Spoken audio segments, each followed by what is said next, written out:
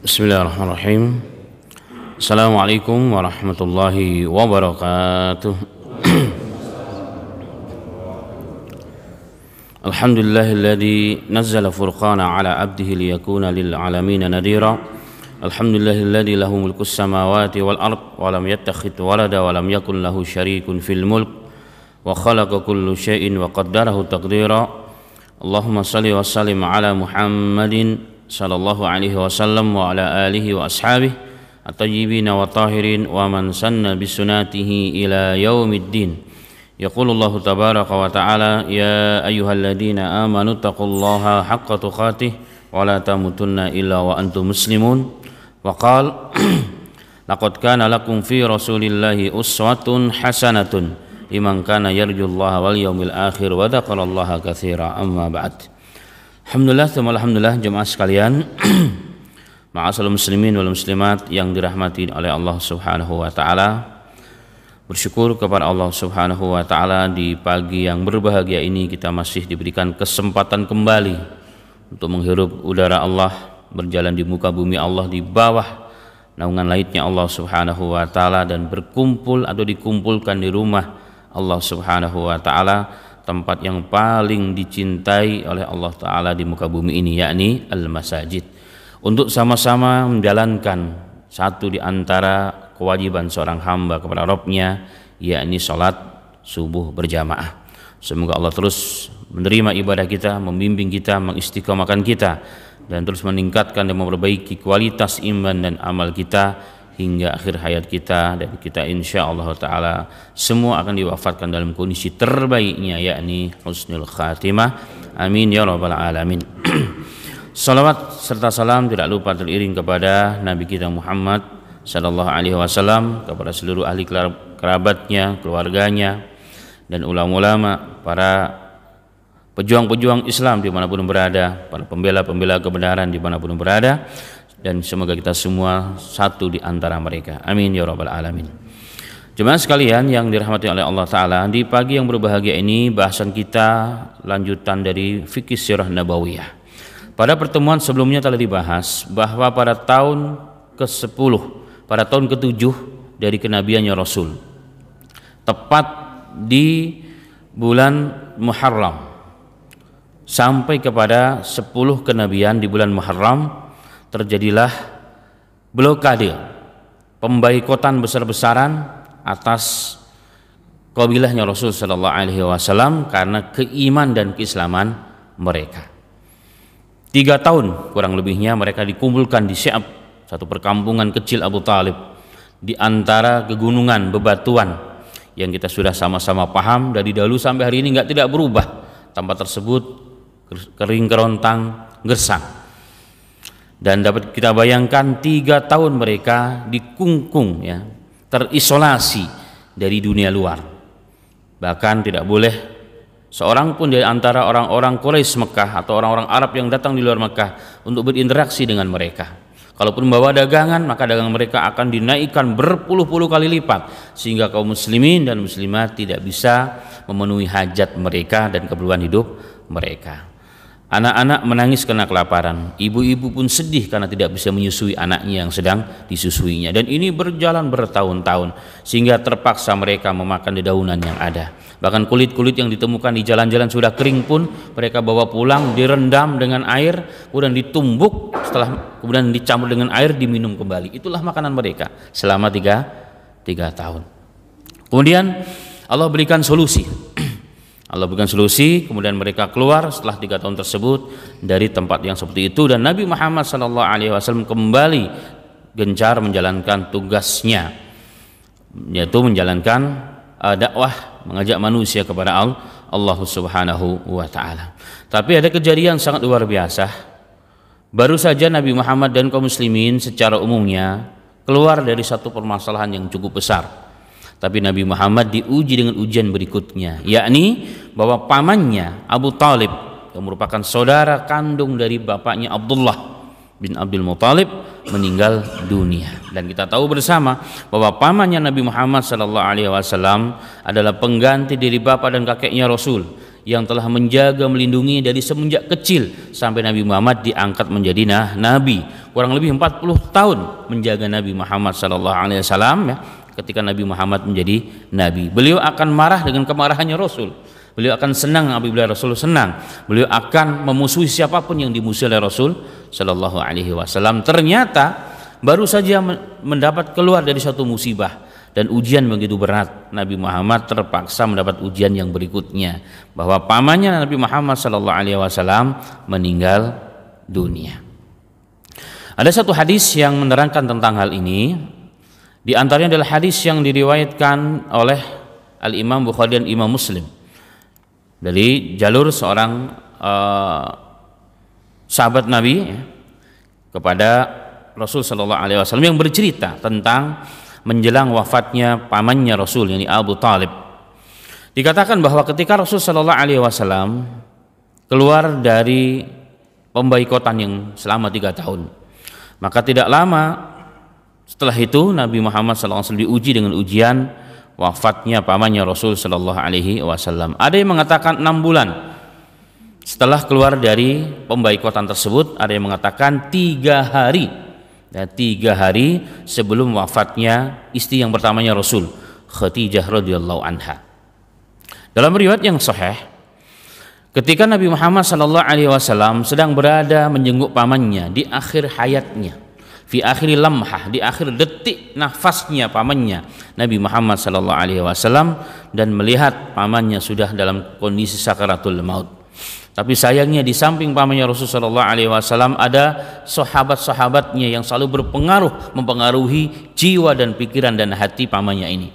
Ini Abdullah bin Abu Umayyah dan Abu Jahal. Kita tahu 2 orang ini, 2 di antara pentolan-pentolan musuh-musuh Rasul yang selama hidupnya mencurahkan segala kemampuannya untuk menghambat dakwahnya Rasul dan tidak segan-segan bahkan ingin menghabisi Rasul sallallahu alaihi wasallam. Sudah berada duduk di kanan kirinya Abu Talib. Tapi Nabi Muhammad tetap menjalankan misinya. Dia mengatakan, "Ayyam," dalam riwayat, "Ya am, qul la ilaha illallah kalimatan uhaju laka biha indallah."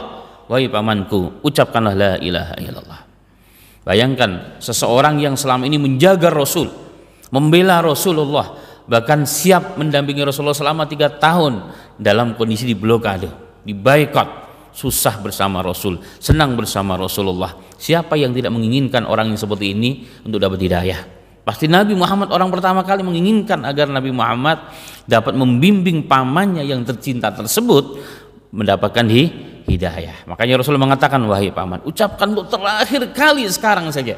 Sudah, sekarang aja ucapkannya, wahai paman, walaupun sekali kau ucapkan kalimatan uhajalaka biha indallah, maka dengan kalimat tersebut ya, wahai pamanku, aku akan beralasan kepada Allah, aku akan berhujah untukmu di hadapan Rabbku nanti pada hari kiamat. Itu keinginan Rasul sallallahu alaihi wasallam, begitu ikhlas, begitu dari dalam hatinya Rasul. Dan ini dapat kita rasakan orang-orang yang mengalami hal yang seperti itu. Orang yang berjasa besar kepada kita, pastinya kita inginkan orang tersebut pun mendapatkan hidayah, kemuliaan dari Allah. Rasa itu ada dalam diri Rasul sallallahu alaihi wasallam. Dibisikkan di telinganya pamannya Abu Talib, "Ya am, qul la ilaha illallah." Paman, ucapkan walaupun sekali, hai pamanku. Ternyata jemaah sekalian rahimani wa rahimakumullah, Abu Jahal dan Abdullah bin Umayyah tidak tinggal diam. Dia pun mengatakan, "Ya Abu Talib, wahai Abu Talib, targhabu an millata Abdul Muthalib." Wahai Abu Talib, apakah kau suka meninggalkan agama nenek moyangmu Abdul Muthalib? Dibisikkan terus, karena dia tahu ini pentolan juga. Jadi pamannya Rasulullah adalah tokoh di mana dalam prinsip mereka berpegang teguh pada agama nenek moyang, keyakinan dan ajaran nenek moyang adalah satu kehormatan. Meninggalkan adalah satu kehinaan. Berarti tidak istiqomah, tidak menjaga nama baik keluarga dan leluhur. Itu yang ada dalam hati pikiran mereka. Sehingga ketika dibisikkan dengan kalimat tersebut, ini berpengaruh luar biasa kepada diri Abu Talib. Diulang-ulang terus. Sehingga apa akhirnya jemaah sekalian, Allah tidak mentakdirkan hidayah kepada pamannya Rasul sallallahu alaihi wasallam hingga akhir hayatnya. Hingga akhir hayatnya. Nabi Muhammad sangat sedih tentunya, terpukul dengan pukulan yang luar biasa, bahkan mungkin kesedihan lebih daripada 3 tahun mengalami pembaikotan terhadap kaum muslimin dan diri Rasulullah. Kenapa? Kan ini orang yang sangat berjasa dalam proses perkembangan dakwah, dalam perkembangan dakwah Rasul sallallahu alaihi wasallam. Maka Nabi Muhammad sallallahu alaihi wasallam kemudian keluar dari lisannya beliau yang mulia, la astaghfiranna laka malam anha anhu, wahai pamanku, walaupun kamu belum diberikan kesempatan oleh Allah, hidayah dari Allah Ta'ala, aku akan memohon ampun untukmu selagi aku tidak dilarang oleh Allah. Kalimatnya jelas, teksnya jelas dalam hadis Sahih Bukhari dan Muslim. Aku akan memohon ampun untukmu wahai pamanku, walaupun aku tahu engkau meninggal dalam kondisi kafir, tidak beriman, selagi aku belum dilarang oleh Allah. Karena engkau lah orang paling berhak mendapat itu dariku sebenarnya. Maka aku beristighfar untukmu. Aku mohon ampun atas segala dosamu, agar Allah mengampuni seluruh kekufuranmu selama ini. Maka setelah itu turunlah ayat kepada Nabi kita Muhammad sallallahu alaihi wasallam.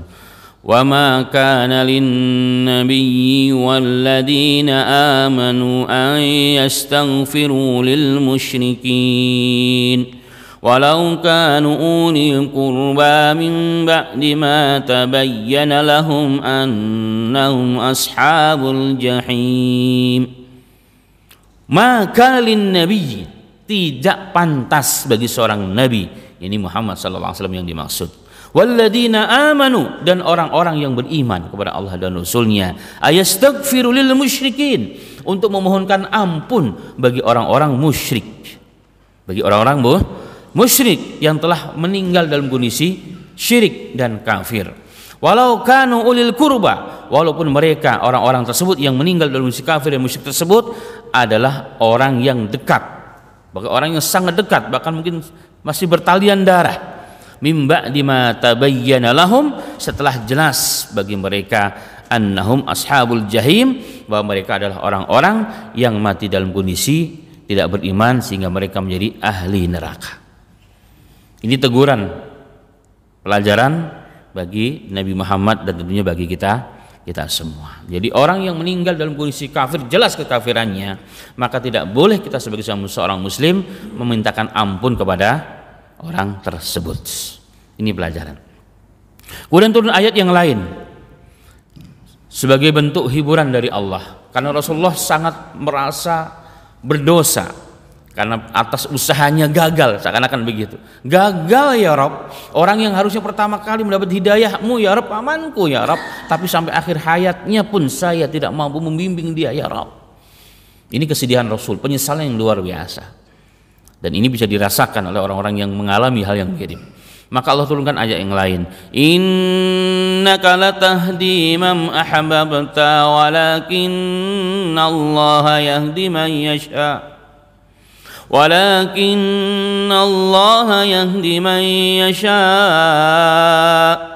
wa huwa a'lamu bil muhtadin. Innaka latahdi man ahbabta, wahai Muhammad, bagaimanapun kesedihan engkau, bagaimanapun kecintaanmu kepada pamanmu, engkau tidak bisa memberikan hidayah kepada orang itu.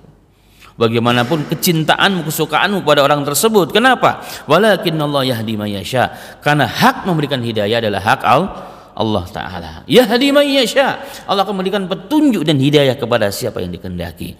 Wa huwa a'lamu bil muhtadin, Allah Maha mengetahui siapa orang-orang yang pantas untuk mendapatkan petunjuk dari Allah Subhanahu wa Ta'ala. Ini kisah yang cukup menyedihkan jemaah sekalian. Kemudian ini akhir hayatnya dari pamannya Rasul sallallahu alaihi wasallam. Merujuk kepada pendapat yang kedua tadi, bahwa berselang 3 hari Nabi Muhammad diuji dengan ujian berikutnya, yaitu apa? Istrinya yang mulia, ibu untuk kaum muslimin dan mukminin, Khadijah binti Khuwailid radhiyallahu anha pun dipanggil oleh Allah Subhanahu wa Ta'ala. Kita tahu bersama, ini sosok yang sangat luar biasa. Khadijah ini luar biasa. Dalam kondisi yang seperti itu, ya, dalam kondisi yang seperti itu, Nabi Muhammad sallallahu alaihi wasallam sangat begitu terpukul, sehingga para ulama, ahli sejarawan Islam mengatakan, waktu itu atau waktu kejadian ini kan tidak berselang lama antara meninggalnya Khadijah dengan sebelumnya pamannya dengan pembaikotan, sehingga tahun itu disebut dengan tahun Amul Huzn, tahun kesedihan. tahun yang dipenuhi dengan tahun kesedihan.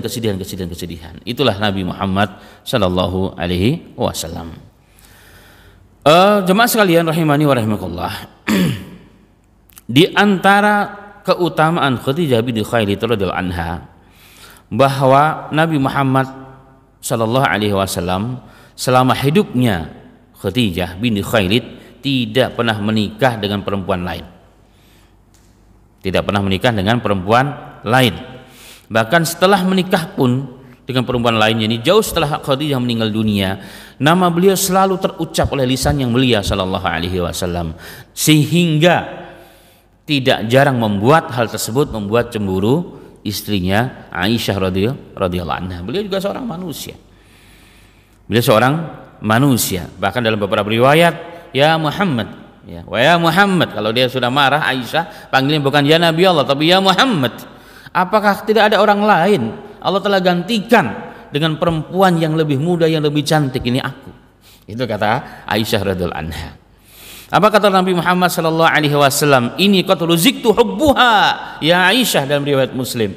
Aku telah diberikan oleh Allah kecintaan kepada Khadijah dari Allah Ta'ala. Gak mungkin aku bisa melupakan Khadijah, seorang Khadijah. Kenapa? Amanat bi idza kafara bin nas. Dialah manusia pertama yang beriman kepadaku ketika manusia kufur denganku. Wa sadaqatni id kadzabanin nas. Dia membenarkan seluruh apa yang kubawa, risalah dari Allah yang kubawa, ketika manusia semua mendustakan aku, mendustakan seluruh risalahku. Wa wasatni bima liha id haramanin nasu. Dia mengorbankan seluruh harta kekayaannya untuk membelaku, untuk membela dakwahku ketika manusia bakhil dengan hartanya, tidak mau berinfak di jalan Allah Subhanahu wa taala. Wa razaqani Allahu azza wa jalla waladaha id haramani awladan nisa. Dan Allah melaluinya memberikan aku keturunan di mana istriku yang lainnya tidak satu pun memberikan keturunan kepadaku. Artinya memberikan keturunan yang kemudian anaknya terus berkembang biak. Karena memang dari istrinya Rasulullah yang 11 hanya dari Khadijah binti Khuwailid radhiyallahu anha sajalah keturunan Rasulullah sallallahu alaihi wasallam itu kemudian berkembang biak hingga akhir zaman nanti. Yang lainnya sempat lahir tetapi meninggal dunia di masa kecil. Ada Ibrahim, kemudian ada Qasim. Itu semua meninggal dunia saat mereka masih kecil. Ada Abdullah meninggal dunia masih kecil. Yang ada yang bersama Nabi Muhammad sallallahu alaihi wasallam sehingga juga memberikan keturunan berikutnya adalah Fatimah radhiyallahu anha, melahirkan Hasan dan Husain dan seterusnya hingga hari ini. Nah, dari hal-hal seperti ini jemaah sekalian, maka Nabi Muhammad sallallahu alaihi wasallam terbukti memang sangat mencintai Rasul sallallahu alaihi wasallam. Bahkan terkait dengan Khadijah radhiyallahu anha, ada satu hadis yang sahih. Nabi Muhammad sallallahu alaihi wasallam pernah bersabda, "Afdhalun nisa ahlil jannati Khadijah binti Khuwailid wal Fatimah binti Muhammad wa Asiyatu binti Mazahim imra'atu Fir'aun wa Maryam ibnatu Imran radhiyallahu anhunna ajma'in." Seafdal-afdal perempuan ahli surga yang pertama adalah Khadijah binti Khuwailid. Ini istrinya Rasulullah. Yang kedua Fatimatu binti Muhammad, putrinya.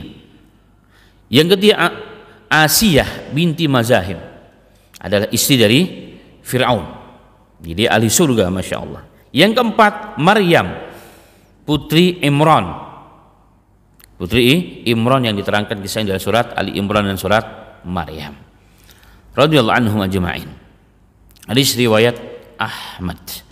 Dalam riwayat yang lain Nabi Muhammad sallallahu alaihi wasallam juga pernah bersabda tentang Khadijah bahwa Jibril datang kepada Rasulullah dan menyampaikan, "Ya Muhammad, sampaikan salam Rabbmu dan Rabb dari istrimu untuk Khadijah radhiyallahu anha. Kabarkan kepadanya atas segala pengorbanan yang dilakukan untukmu dan untuk Allah, maka dia disiapkan istana di dalam surga yang tidak perlu ada kesibukan dan ada kecapekan apapun." Inilah satu di antara keutamaan Khadijah radhiyallahu anha, dan beliau telah wafat meninggalkan Nabi Muhammad sallallahu alaihi wasallam dalam selang waktu yang tidak lama setelah meninggalnya pamannya Rasul sallallahu alaihi wasallam. Atas dasar inilah para ulama-ulama sejarah Islam mengatakan tahun itu adalah amul huzn, tahun kesedihan. Dari kejadian ini jemaah sekalian ada beberapa pelajaran penting, khusus terkait dengan kematian atau wafatnya pamannya Rasulullah Abu Talib dan juga istrinya Rasul sallallahu alaihi wasallam Khadijah binti Khuwailid. Yang pertama adalah ulama mengatakan seandainya pamannya Rasulullah Abu Talib berumur panjang, menyokong Rasulullah, mendampingi Rasulullah sampai Rasulullah hijrah ke Madinah, maka akan muncullah celah untuk Nabi Muhammad SAW bahwa Nabi Muhammad dakwahnya itu sesungguhnya dipengaruhi oleh kesuksesan ketokohan dari pamannya yang notabene dia adalah non muslim. Jadi seakan-akan bantuan Allah tidak nampak, bahwa sesungguhnya dakwah ini adalah kerja Allah. Allah yang akan memberikan kesuksesan pada dakwah seseorang tersebut, apalagi seorang nabi. Maka dengan wafatnya Abu Talib sesungguhnya adalah apa?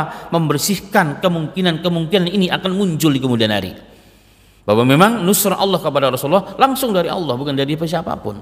Terbukti pamannya Rasulullah sudah meninggal pun dalam kondisi yang sangat diperlukan oleh Rasulullah, tapi dakwah terus berkembang dan manusia semakin hari berbondong-bondong masuk dalam Islam. Ini yang pertama. Kemudian atau dalam istilah yang lain, kesuksesan dari keponakannya tidak dipengaruhi oleh pamannya. Jadi pamannya tidak mencarikan kerjaan untuk keponakannya. Itu terlepas dari itu. Ya, terlepas dari tuduhan kemungkinan akan muncul pada diri Rasul Shallallahu Alaihi Wasallam. Kemudian yang kedua tentang wafatnya Khadijah radhiyallahu anha, ini juga membersihkan dakwahnya Rasul, di mana mungkin akan muncul bisikan, istilah bisikan ranjang. Jadi dakwahnya Rasul itu sesungguhnya adalah karena kesuksesan dari istrinya. Memang betul. Tapi ketika diwafatkan oleh Allah istrinya Rasulullah SAW ini, ternyata dakwah Rasulullah pun semakin berkembang. Itu membuktikan bahwa dakwahnya Rasulullah berkembang dan sukses atas nusrah Allah Subhanahu wa ta'ala. Dan ini hikmah yang paling besar yang terjadi atau dibalik kejadian yang sangat menyakitkan dan menyedihkan Rasulullah Sallallahu Alaihi Wasallam. Sehingga proses perkembangan dakwah, proses yang dialami oleh Rasulullah Sallallahu Alaihi Wasallam dalam mengemban tugasnya yang mulia ini betul-betul sempurna langsung dari Allah, yang dikatakan dengan tarbiyah ilaiyah atau tarbiyah rabbaniyah, langsung dari Allah Subhanahu Wa Taala. Allah yang membimbing Nabi Muhammad Sallallahu Alaihi Wasallam. Kemudian jemaah sekalian, secara khusus dari kejadian dan hadis-hadis di atas ini dapat diambil pelajaran yang lain. Yang pertama adalah bahwa berdakwah itu tidak pandang bulu, tidak untuk orang-orang tertentu, untuk semua kalangan dalam kondisi apapun, siapapun, apalagi orang-orang yang sudah terlihat sudah semakin dekat dengan ajalnya. Karena tujuan dakwah itu adalah bukan memasukkan mereka pada kelompok tertentu, tapi membawa ke mereka kepada jalan hidayah, sehingga akhirnya adalah rahmat Allah, ini surganya Allah Subhanahu Wa Taala. Maka orang-orang yang sudah di penghujung hayatnya, di akhir hidup mereka lah orang-orang yang sangat perlu untuk didakwahi. Makanya dalam Kitabul Ahkamul Janais, hukum-hukum terkait dengan janais, itu salah satu sunnah yang harus ditegakkan adalah mendampingi orang yang sedang mengalami sakaratul maut.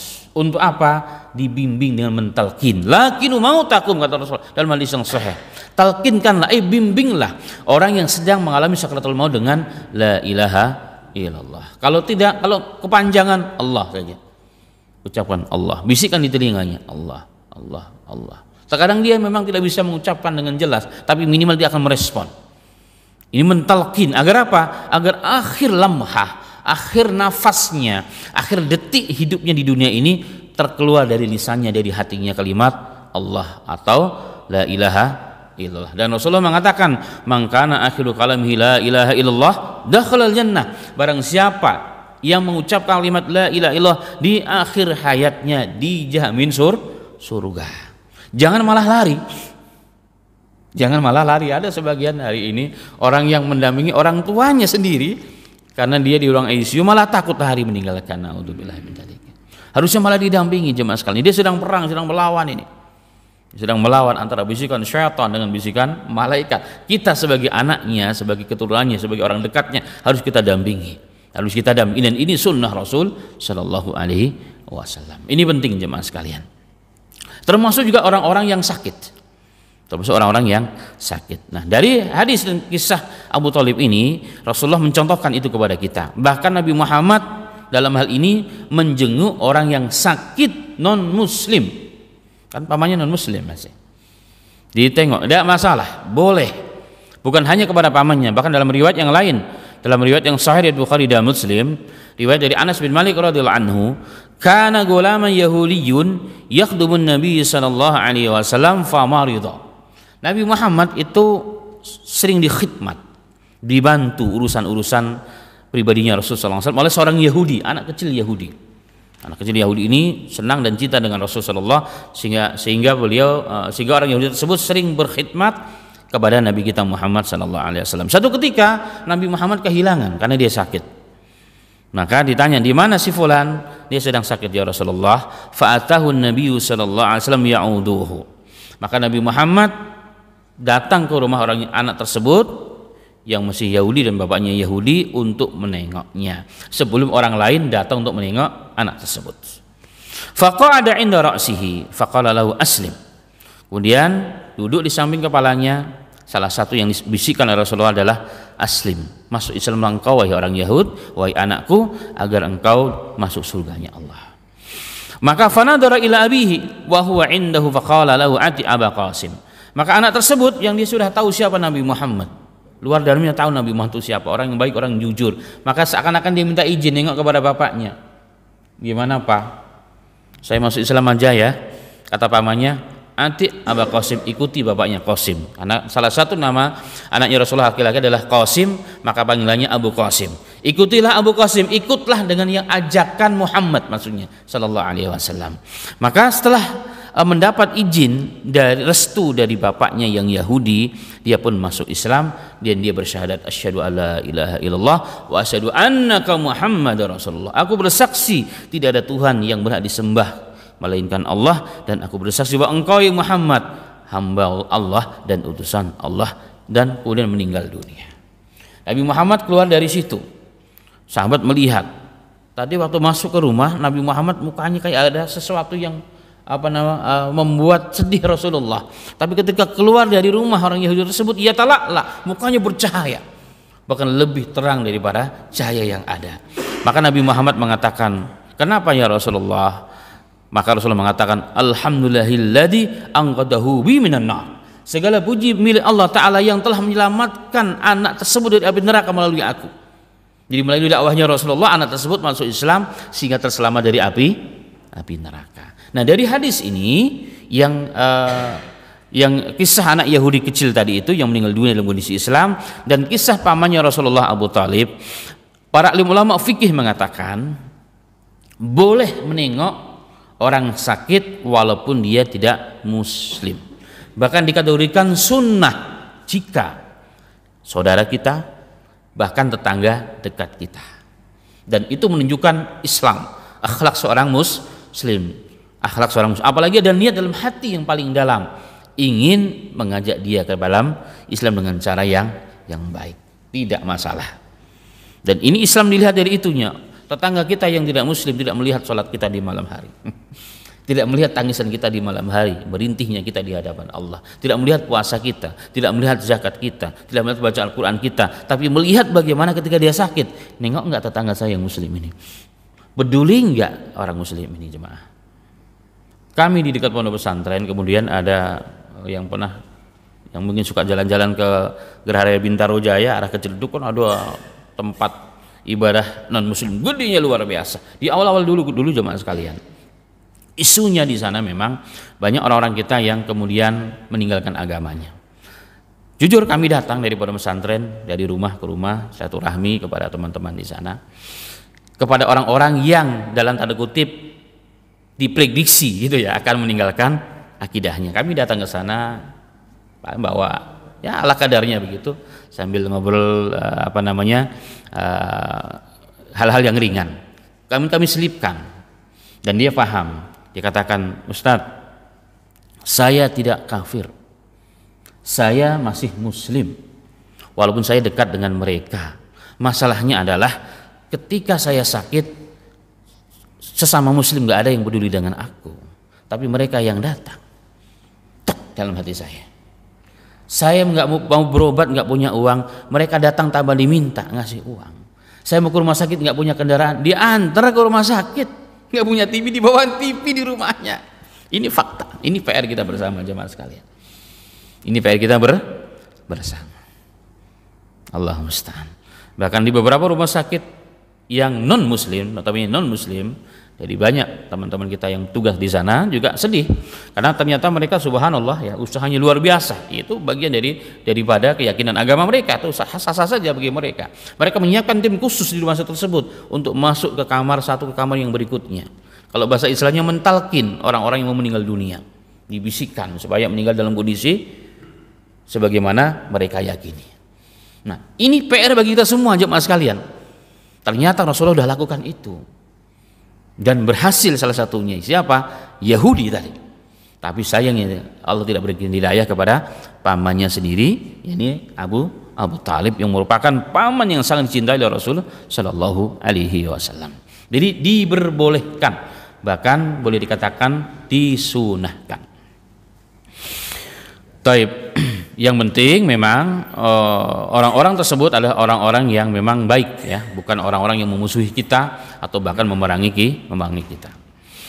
Kemudian yang kedua jemaah sekalian, dari kisah Abu Talib, pelajaran penting yang dapat kita ambil hikmahnya adalah apa? Pentingnya ikhtiyarus suhbah, mencari teman. Ikhtiyarus suhbatus sholihin, mencari teman yang baik. Kenapa Rasulullah mengatakan juga dalam hadis yang lain, al-mar'u ala dini khalili. Manusia itu tergantung agama temannya. Akhlaknya bagaimana? Lihat temannya. Bagaimana dia? Lihat temannya. Temannya itulah dia. Makanya Rasul mengatakan, "Falyandul mal yukhalil." Lihatlah teman dekatnya itu siapa. Khalil itu artinya teman dekat. Teman yang dekat itu punya pengaruh yang luar biasa. Bayangkan kalau teman dekat kita orang yang baik, niscaya kita akan dibawa, diseret ke dalam kebaikan, ke dalam surga. Tapi kalau teman kita naudzubillahi min dzalik tidak baik, seperti Abu Jahal tadi. Ya, seperti Abu Jahal tadi, Abdullah bin Umayyah tadi itu, naudzubillah min dzalik, dibisikkan sampai akhir hayatnya sehingga kita terbawa, terseret, dipaksa diseret masuk ke dalam nerakanya Allah Subhanahu wa taala. Maka berapa banyak hari ini ya anak-anak yang ditarbiyah dalam keluarga yang baik, sekolahnya baik, kondisi keluarganya baik, masyarakatnya baik, keluar dia salah gaul, rusak semua tatanan. Ya, hari ini kan bullying yang sedang Masya Allah sedang rame di sosial media itu kan tidak jauh dari tempat kita sini. Itu kan pergaulan sebenarnya. Kurang apa orang tuanya sebenarnya? Pergaulan yang salah, berteman dengan kelompok-kelompok yang jauh dari norma-norma, akhirnya terjadilah apa yang terjadi. Itulah jemaah sekali, makanya perlu mencarikan teman yang baik untuk diri kita, keluarga kita. Makanya kita bersyukur di tempat seperti ini, Masya Allah. Tempatnya bagus, masjidnya bagus, suasana ukhuwahnya bagus, wajib kita pertahankan. Karena teman yang baik jemaah sekalian bukan hanya memberikan faedah di dunia, bahkan nanti dalam Sahih Bukhari dan Muslim akan membawa kita ke dalam surga. Ada namanya syafaat pertemanan. Dalam hadis yang sahih yang cukup panjang, Rasulullah pernah mengatakan, seluruh manusia telah memberikan syafaat dengan izin Allah. Yang belum adalah seorang muslim, seorang mukmin yang sedang bahasanya mendebat Allah terhadap siapa? Terhadap temannya yang dicari surga nggak ketemu. Ya Allah, saya punya teman dulu suka ngaji bareng, salat subuh bareng, ya kan, salat di masjid ini bareng. Tapi sekarang di mana dia? Ya bahkan dia dulu yang ngajak saya ke masjid, ngajak saya untuk belajar agama, ngajak saya untuk bantu ngurusin panitia Ramadan, gitu kan. Kemana dia ya Arab? Saya sayang kepada dia, kami semua sayang sama dia ya Arab. Maka kata Allah, ada nggak di surga? Nggak ada, di pojok-pojok nggak ada. Coba cari di neraka. Maka ahli surga ini masuk ke dalam neraka jemaah sekalian, dan ketika dia masuk neraka diharamkan tersentuh oleh api neraka. Maka ditemukan ternyata, oh ini dia, dibawa dia ke dalam surga. Maka teman yang baik bukan hanya berpengaruh di dunia, tapi juga bahkan akan menyelamatkan kita dari api api neraka. Maka pertemanan yang baik seperti ini jemaah sekalian jangan pernah ditinggalkan. Gara-gara urusan remeh-temeh, hanya urusan sepil, urusan dunia. Kenapa? Ternyata pertemanan karena Allah membawa kita pada rahmat Allah, membawa kita bahkan ke dalam surganya Allah Ta'ala. Begitupun sebaliknya, na'udzubillah min dzalika. Dalam beberapa ayat Al-Quran, penyesalan orang-orang yang salah teman, gara-gara salah teman masuk neraka. Yaqulu ya laitani ittakhadtu ma'ar rasuli sabila ya wailata laitani lam attakhid fulanan khalila. Jadi penyesalan orang-orang yang di akhirat nanti masuk neraka itu nyesel. Kenapa? Coba dulu saya temannya sama Rasul, coba dulu saya temannya orang yang baik, saya masuk surga. Nggak kayak sekarang saya masuk neraka. Ini penyesalan ahli neraka. Kenapa? Salah gaul. Jangan sok gaul akhirnya malah jadi salah gaul. Gaul harus, tapi menjadi teman dekat pilihlah orang-orang yang baik. Apa ciri orang yang baik? Jika kita salah kita akan diingatkan, bukan didiamkan. Kalau teman kita mendiamkan dalam kesalahan kita dan dia tahu dia bisa, maka itu teman yang tidak baik sesungguhnya jemaah. Memang kadang-kadang menyakitkan, ditegur teman kan kita kadang-kadang tersinggung, tapi teguran dia kepada kita sesungguhnya adalah apa? Tanda cinta dia kepada kita. Dan kalau kita punya anak, kita sayang dia salah, bisa kita tegur. Tapi kalau kita cuek, kita nggak sayang, mau bener kayak mau salah kah biarin aja, mau pulang jam berapa biarin aja. Berarti apa? Kita nggak peduli. Maka bersyukur masih ada orang mengingatkan kita sebenarnya. Tapi kadang-kadang memang sakitnya di sini. Merasa kalau ditegur tuh kayak jadi jatuh harga dirinya, ini masalah. Padahal sebenarnya dia bentuk cinta kepada kita, ya, bentuk cinta kepada kita. Itu yang pertama. Teman yang baik teman yang baik jika kita salah diingatkan, jika kita lupa diingatkan. Kalau kita perlu kita minta bantuan, dia akan bantu kita paham. Nggak perlu kita ngomong kepada dia udah paham. Wah, teman kita lagi nggak punya uang nih, diajak makan. Contoh kecil, ya, contoh kecil akan menjaga aurat kita dan harga diri kita di depan siapapun dan akan membela kita karena kita lebih benar dan kita temannya. Itu teman yang baik jemaah sekalian. Bukan malah menggunting dalam lipatan. Kemudian yang ketiga dari kisah dan hadis di atas tentang kisah wafatnya pamannya Rasul sallallahu alaihi wasallam, maka kita faham ternyata orang-orang Quraisy mereka begitu paham makna la ilaha illallah. Jadi makna la ilaha illallah adalah kebalikan daripada kesyirikan.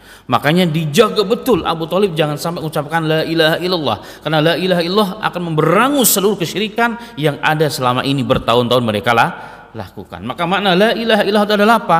Mentauhidkan hanya Allah sajalah yang berhak disembah, yang berhak diibadahi, yang berhak untuk dimintai dan ditaati, yang lainnya tidak dibolehkan. Ini dipahami betul oleh orang musyrik. Makanya mereka tidak mau mengucapkan kalimat la ilaha illallah. Kalimat Allah biasa, tapi kalimat la ilaha illallah mereka nggak mau. Mereka meyakini Allah memang iya, tapi hanya la ilaha illallah, hanya Allah saja, nggak mau mereka. Mereka karena dalam Quran dikatakan, ya Muhammad, kau jadikan Tuhan yang menjadi satu. Inna hadzal lasyai'un ujab. Tuhan kami itu banyak. Memang Tuhannya hanya Allah satu, tapi perantara kami banyak untuk sampai kepada Allah. Aneh kalau kamu ajak kami kepada hanya Tuhan yang satu saja, yang banyak aja nggak selesai urusan, apalagi kalau cuma satu. Ini mereka paham itu. Maka mempertahankan Abu Thalib jangan sampai mengucapkan kalimat la ilaha illallah. Kemudian jemaah sekalian rahimani wa rahimakumullah.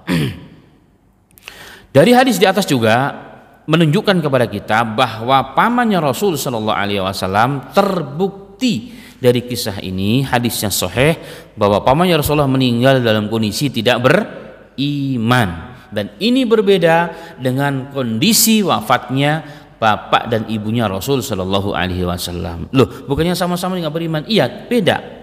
Kalau pamannya Rasulullah sudah didakwahi oleh Rasulullah.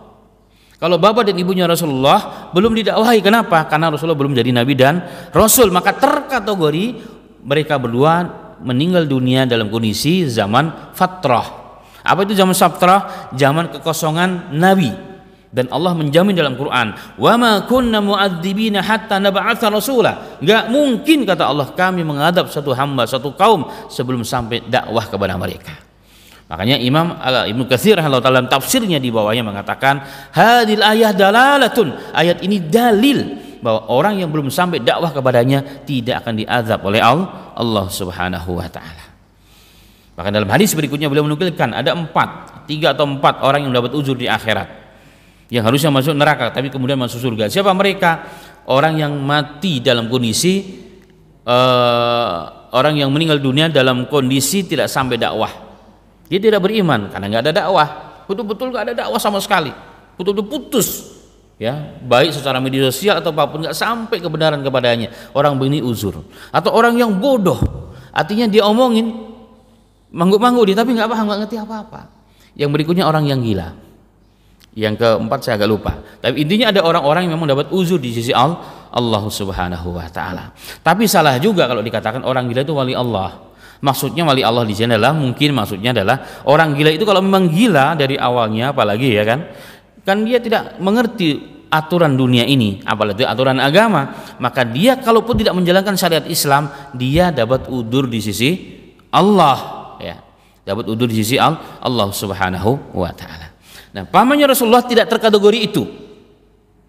Pamannya Rasulullah tidak terkategori itu, sehingga hadis dalam riwayat Muslim yang mengatakan ketika Rasulullah ditanya, "Ya Rasulullah, bapakku di mana sekarang?"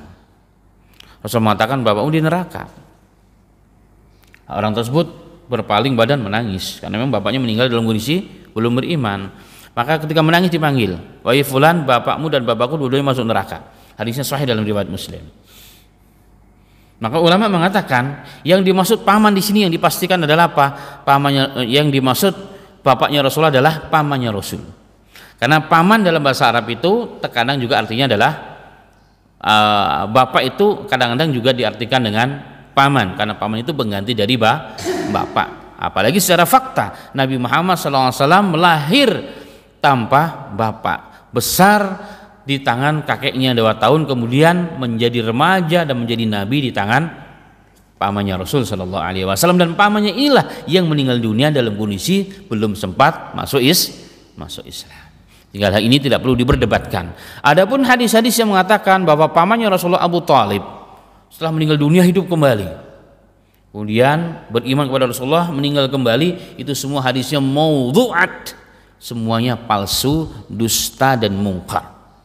Tidak ada satupun yang sahih, ya, tidak ada satupun yang sahih.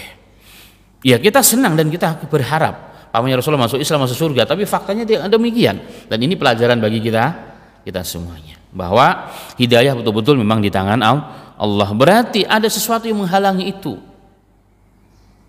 Yang menghalangi itu apa? Jadi pembelaan pamannya kepada Rasulullah SAW ini berarti bukan karena semata-mata karena Allah. Karena apa? Karena kefanatikan terhadap keluarga, kepada keponakan, kepada bangsanya, kepada negaranya. Itu yang menjadi penghalang hidayah untuk masuk dalam hatinya pamannya Rasulullah Shallallahu Alaihi Wasallam. Kemudian yang berikutnya sebagai penegasan, haram hukumnya memintakan ampun orang yang jelas meninggal dalam kondisi tidak muslim, walaupun dia orang tua kita, paman kita atau siapapun. Tadi hadisnya sudah jelas dan ayatnya pun sudah jelas. Maka lin nabiyyin walladzina amanu ayastaghfiru lil musyrikin walau kanu ulil qurba min ba'di ma tabayyana lahum annahum ashabul jahim. Tidak pantas, tidak layak seorang nabi dan orang-orang yang beriman memohonkan ampun bagi orang yang mati dalam kondisi musyrik, jika walaupun bagaimanapun dekatnya dia kepada kita. Setelah jelas memang dia matinya dalam kondisi tidak beriman. Wa ma kana istighfaru Ibrahim li abihi illa an mau'idati wa'adaha iyyahu falamma tabayyana lahu annahu adullahi tabarra'a minhu inna Ibrahima la'awwahu alim. Dan sedangkan istighfarnya Ibrahim kepada bapaknya itu sebagai bentuk penuaian janji. Jadi Ibrahim pernah berjanji nanti kalau bapaknya mati akan dimohon ampun kepada Allah. Hanya karena janji itu, tapi setelah jelas bapaknya mati dalam kondisi tidak beriman, bapaknya Ibrahim, maka ternyata dia adalah musuhnya Allah. Tabarra, dia berlepas diri dari hal tersebut. Karena Ibrahim adalah manusia yang sangat berhati lembut dan sangat penyantun, maka beliau mau beristighfar sebelum dilarang oleh Allah Subhanahu wa taala. Jika sudah meninggal dunia nggak boleh dimintakan ampun. Apalagi dalam Al-Quran ditegaskan lagi, kenapa tidak boleh kita memintakan ampun kepada orang yang mati dalam kondisi kafir? Allah mengatakan, innal ladzina kafaru wa matu wa hum kuffarun ulaika alaihim la'natullahi wa malaikatihi wan nasi ajma'in khalidina fiha la yukhaffafu anhumul adzab wa lahum yunzarun. Orang-orang yang mati dalam kondisi kafir, mereka langsung mati dalam kondisi kafir, laknat Allah kepada mereka, laknat para malaikat, laknat seluruh manusia melaknat, dan mereka selama-lamanya kekal di api neraka dan tidak dikurangi sedikit pun adab mereka, walahum yungdorun, dan adabnya pun tidak akan ditangguhkan. Jadi Allah, malaikat, seluruh makhluk di muka bumi melaknat. Kok kita bisa minta ampun untuk orang tersebut? Ini jadi masalahnya. Maka tidak boleh. Bagaimana kalau masih hidup? Kalau masih hidup silahkan kita doakan hidayah, harus, ya kan? Ya Allah, Rasulullah mendoakan banyak orang-orang kafir, Allahumma hdi qaumi fa innahum la ya'lamun. Ya Rabb, walaupun kaumku ingin membunuhku, kaumku mengusirku, ya Allah ampunilah mereka ya Rabb, karena mereka tidak tahu dengan perbuatan mereka. Boleh kita doakan mereka. Dulu ada seorang khotib, saya teringat banget waktu masih kuliah, seorang khotib dari Mesir. Kebetulan beberapa mahasiswa di bawahnya itu orang-orang dari Amerika. Ini kisah saja sebenarnya. Dan dalam doa khutbahnya dia melaknat orang-orang Amerika. Allah melaknat ala Amerikin, Allah mahdim, dan seterusnya. Setelah selesai khutbah, orang Amerika, beberapa orang datang protes kepada dosennya. Ya Syekh, katanya, nahnu Amerikiyun, kami orang Amerika, Anda mendoakan kami jelek. Anda doakan kehancuran Amerika secara utuh. Apakah Anda telah mendakwahkan Islam kepada mereka? Kalau enggak, kami semua akan nuntut Anda. Gitu. Harusnya doakan hidayah kepada mereka, ya. Doa hidayah kepada mereka. Ini salah satu kisah, ya, terkait dengan yang kita bahas tadi. Artinya bahwa sebenarnya mendoakan orang-orang non muslim boleh, harus, agar mereka mendapat hidayah dan petunjuk dari Allah Subhanahu wa taala ketika masih hidup. Yang terakhir, tentang syafaat Nabi Muhammad kepada pamannya. Jadi pamannya meninggal dunia dalam kondisi tidak Islam, itu sepakat ulama. Lalu yang jadi pertanyaan adalah, adakah manfaat syafaatnya Rasul kepada pamannya? Kan pamannya tidak muslim. Itu jadi perdebatan ulama. Tapi jika kita merujuk kepada hadis Nabi Muhammad SAW, hadisnya sahih. Hadisnya sahih. Pamannya Rasulullah yang satunya lagi namanya Al-Abbas. Jadi ada Abdullah, ada Abu Talib, ada Al-Abbas, ada Ja'far, dan seterusnya. Nah, Al-Abbas yang kemudian masuk Islam setelah Fathul Mekah pernah bertanya kepada Rasulullah SAW, ya Muhammad, pamanmu Abu Talib kan menjagamu dari kecil, membelamu, marah karenamu, cinta karenamu, apakah nggak bisa kau berikan syafaat sedikit pun pada pamanmu itu? Itu pertanyaan pamannya Rasulullah, Al-Abbas, dia merupakan saudara dari Abu Talib. Apa kata Nabi Muhammad SAW dalam hadis yang sahih? La'allahu tanfa'uhu syafaati yaumal qiyamah. La'allahu artinya, kalau terjemah aslinya la'al itu semoga. Tapi dalam bahasa Quran dan hadis nggak ada semoga. Karena kalimat Rasulullah, kalimat Allah semoga itu artinya kemungkinan. Bisa iya, bisa enggak. Tapi pasti pamanku mendapat syafaat dariku pada hari kiamat. Itu artinya. Jadi pamanku akan mendapat syafaat dariku pada hari kiamat. Apa syafaatnya? Yuj'al fi dhakhdahi minan nar yablughu ka'baini yagli minhu umudimagihi. Jadi syafaatnya adalah apa? Bukan mengeluarkan dari neraka, tidak. Tapi dari neraka yang paling bawah diangkat, diletakkan di neraka yang paling atas, paling pinggir. Itu syafaatnya. Meringankan azab doang, enggak keluar dari neraka. Ya, ini apa? Bahwa di kedua telapak kakinya pamannya Rasulullah SAW ditaruh sendal, dalam riwayat ditaruh kerikil. Di mas-mas itu adalah kaki kita pegang, itu ada yang agak cekung, itu namanya fakasa. Ditaruh kerikil di situnya, otaknya mendidih. Otaknya mendidih. Sehingga pamannya Rasulullah SAW tersebut dalam hadis yang lain dia mengatakan, tidak ada manusia yang paling dahsyat adabnya melebihi adabku ini. Kemudian Rasulullah berkomentar, innahul ahwanu adabi ahli nar, padahal itu serendah-rendah adab bagi ahli neraka. Tetapi ulama mengatakan syafaat ini takhsis khusus hanya untuk pamannya Rasulullah dari Rasulullah, yang lain nggak berlaku. Yang lain tidak berlaku, hanya khusus, spesial khusus dari Rasulullah hanya untuk pamannya Abu Talib, yang lainnya tidak berlaku. Yang lainnya hanya untuk sesama muslim. Demikian jemaah sekalian rahimani wa rahimakumullah ya, bahasan kita di pagi hari ini ya, semoga apa yang kita sampaikan menambah maklumat kita tentang Islam dan sirah nabawiyah, menambah kecintaan kita kepada Rasul sallallahu alaihi wasallam, dan lebih dari itu semua adalah kita mengambil hikmah dan pelajaran dan memetik semua yang baik-baik dan kita aplikasikan kehidupan nyata sehari-hari di kehidupan kita ini. Semoga Allah berikan barokah kepada kita semua. Amin ya rabbal alamin.